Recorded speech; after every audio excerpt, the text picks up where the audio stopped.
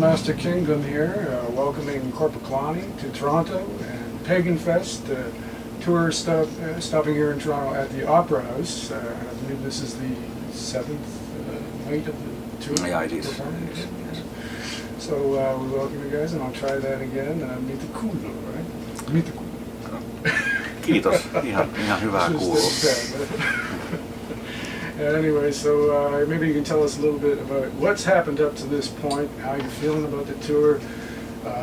Is it comparative to the last time you were in North America? Do you feel like the same enthusiasm, or is this a little different scenario? Yeah, it's always always nice to get out on a tour, and I personally like touring North America quite a bit for various reasons. One of them being that there's always things to see around. Like I really like I get to see the country entirely, and I love the places like the West Coast. It's really beautiful. Always like driving down from Vancouver down to San Francisco and stuff. That is really beautiful area. I like this. Yeah. Now the West Coast compared to the East Coast, which is kind of hard urban culture here. How does that affect your psyche when you kind of see what's going on? I mean, it's not always a pretty picture in the big cities here. No, but the big cities are the same everywhere. There's always downside to everything. So. Yes, yeah. And that inspires you in any way, as far as like, does it charge you up in terms of performance when you see American culture around you because they're not as familiar with your music? No, I don't think it has any effect on that. I think it's pretty much the same. Yeah. Like like when the show time comes, it's always the same. Like basically regardless of where you are. Yeah. So you drink in the culture here. Are you fans of American music in any way? Because I mean, you're vastly different style-wise, of course, and your music ethic is very different. Pagan metal is not huge in North America, but it is growing. Yeah, we've noticed that it's growing. Yeah. Like a bit later than in Europe. Mm-hmm. But yeah, we do. Of course, you can't listen to rock and roll if you don't like the American music. Mm. Yeah. Some of us are listening, like really like fans of country music. Really? Like the actual sort of, basically not the Garth Brooks kind of country, but the old outlaw countries. Oh, the Willie Nelson? Yeah, and David Allan Coe. Oh, those people. Okay.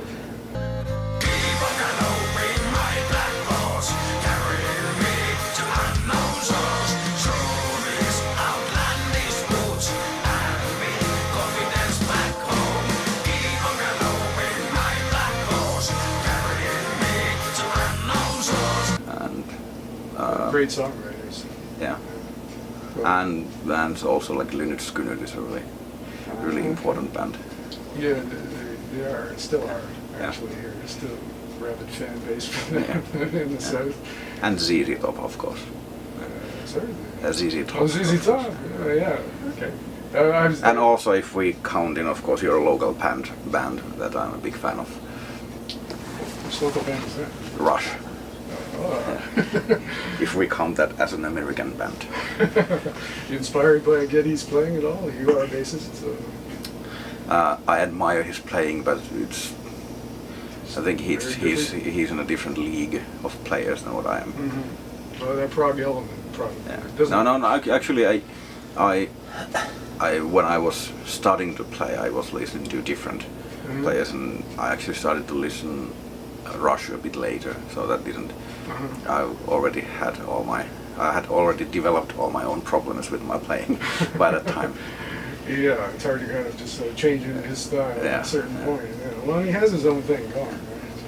So not too many people can kind of emulate that, mimic it in any way. I was going to mention about because this is pagan folk metal, that's at least the categorization of it. And you guys incorporated the folk sound in very early, because you were a traditional folk band. Yeah. You were there from the early incarnation, and gravitated into the more black elements of metal. How did you see that transition? Was it smooth, or was it more like an epiphany, and you said, hey, all of a sudden we gotta be louder. No, it was like the thing was that when we were kids, like we were like kids, teenagers, whatever, we were playing heavy rock or whatever, heavy metal. We were big fans of that band that is now playing in the background. Ingrid's favorite, Iron Maiden. Yeah. And then the thing was that then Jonne, our lead singer, main man behind the band, he moved. We all were living in the southern part of Finland, and he moved up to northern part, Lapland, and he started sort of got into that local culture, the Sami people culture. Started to learn their type of singing, their style, this yoik singing, and got into that sort of folk music quite heavily. And he had a little duo for a few years that they released one album as well, doing that kind of music. And then a few years later he moves back south again and picks up an electric guitar again, the one that he had 10 years earlier as a teenager, and that's why he kept the sort of the northern folk style, but just added the electric guitar and And you guys were all on board? Can you come to the No, that was actually the first band that developed into the band called Shaman. We released 2 albums. Shaman really never had a stable lineup. Pretty much all the shows were probably played with a different lineup and so on. It was more like Jonne and then some other guys who were available. But you were there already with Shaman. Yes. Yeah. But then when Shaman was recording the third album, they were forced to change the name. So basically the third Shaman album actually came out as the first Korpiklaani album. And all the development that was there and change in style and everything that happened between that, nothing was planned. And was it a gradation as bringing in these acoustic instruments? Like did the skin drum first and then the violin? It sort of started to develop there. Okay, let's add this, let's add that. And then it started to work. Yeah, and then sort of maybe lately we have been getting again a bit further away from that stuff, getting more into heavier, trashier kind of stuff again, and so it's the music is constantly changing. Iske.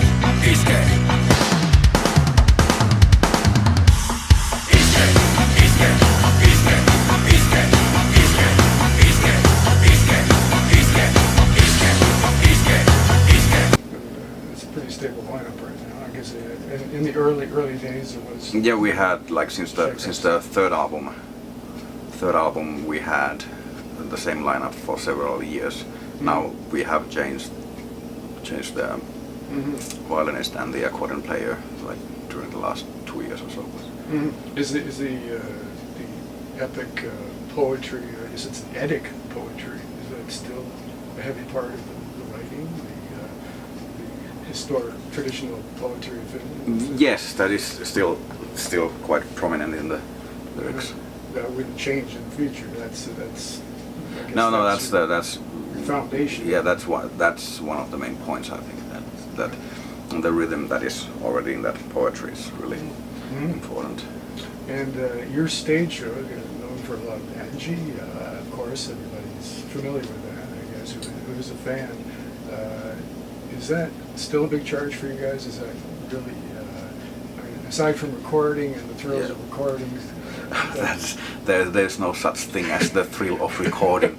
That is the most boring part, the crappiest thing that you have to do. You are sitting there with the producer who keeps on telling you, no, that wasn't good enough. Do it a different way, and you never know what was wrong in the original one. and yeah, but yes, the live shows are the best part of this thing. That is why you keep on doing this, touring and playing live. And when you're coming off the stage, are you translating that back into recorded material because you're finding new ideas up there? I don't know. Or it doesn't happen? They are sort of completely, like with us, it's pretty much like live stuff and recording and writing new music. They are sort of like unrelated. We don't, for example, on tours we don't write anything. We don't do any of that kind of You're thing. just focused on the shows. Yeah. And as far as the writing goes, is there equal contribution, or is that kind of focused on? No, it's mostly Jonne writing music. Then I usually write 1 or 2 songs for albums, and then that's pretty much it. Oh, of course, the violin player and accordion player, they have a lot to say about the arrangements and that kind of things, because Jonne doesn't play those instruments, or I don't play those instruments. You write something, you write a melody playing a guitar, and you think that this would sound really, really nice on a violin, and then the violin player says that yes, but it is impossible to play. So that kind of things. Yeah. Well, you've been on the tour now for how long now? This tour now is, I know, 6 gigs in. How many weeks? Well, is that's a week then. Yeah. That's a week. So it's pretty early on. You got a lot more to go. The enthusiasm when you're first starting on the tour, first night or so. How are you feeling? Are you into it, or is it still? Is it exciting on the first night? No, it is really. You get really nervous on the first day because everything is like again new. Like you first of all you're touring with new people, but you're also starting again something that you have the like the equipment is not familiar, or like all that kind everything's being tested. And then the crew is setting up everything, and everything takes a bit longer than it's supposed to take, and then you end up like hurrying in every corner. You cut your sound check short, and you are always a bit like a first show is like, I wonder what's gonna happen tonight. And when did you hit your stride? When did you feel like the sound was there? What night was that? Yesterday. So that was Quebec then? Yeah. No. Yeah. Montreal. Montreal. Well, it's in Quebec, but like not the Quebec City. You played Quebec City. Yeah. In relation to this group of bands, obviously, you probably weren't familiar with some of them. Winter being new, of course, from the United States. First time, I think, on the Paganfest tour. Yeah, we've never. I had never heard them before. And I think they have been in contact with Jonne, our singer, online chatting or whatever it was. Teresa's and Varg, have you played with those bands before? With Varg we have been touring before, and Turisas we of course know, being from Finland as well. Yeah. And how do you, obviously it's very easy for people to categorize and say, well, these are the pagan folk bands, folk metal bands, but do you see a pretty drastic difference between the bands, like yourselves, or is there a shared? I think that is why I've said this before in some interviews as well, that if you think about the folk metal scene in general, and you can quite many of the sort of big names that are actually from Finland. Of course, you have bands like Elevated from Switzerland, and like who are really big on their own right. But anyway, there are several Finnish bands that are all labeled under folk metal, and then which I think is really cool that they are all really different. That you can never confuse us and like Turisas, for example. Yes. Completely different sounding bands, different kind of and different kind of music, and they're still labeled under folk metal or pagan metal or whatever. And then you have Fintroll, and well, how do you feel you relate to that? And or Moonsoro or whichever. So you have the completely different kinds of bands, all the same stuff.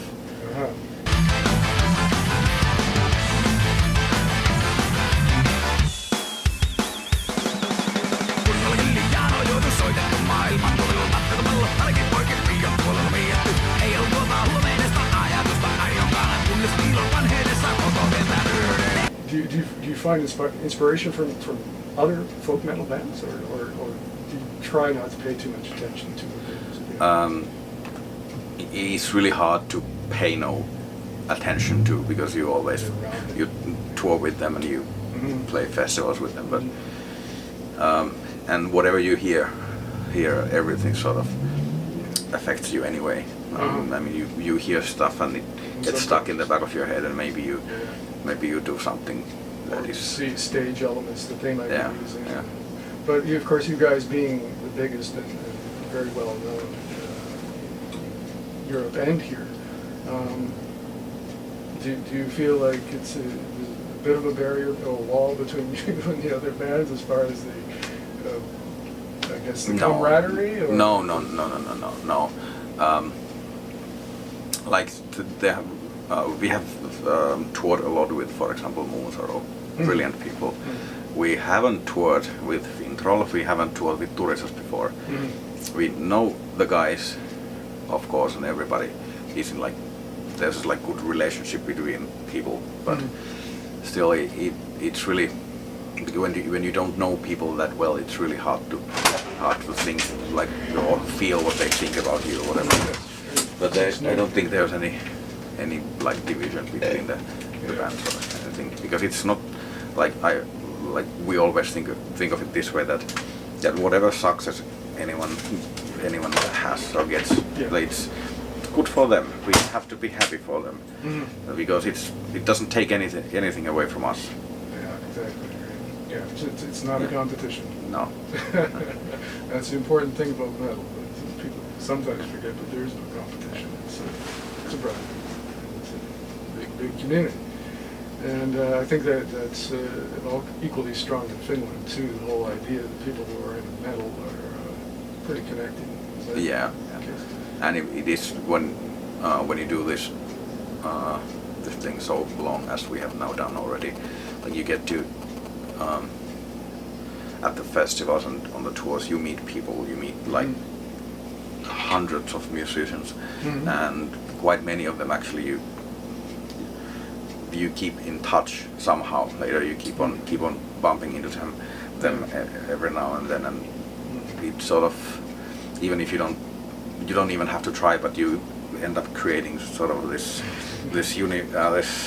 international musician network. Yeah, mutually supported. Yeah, and there's nothing that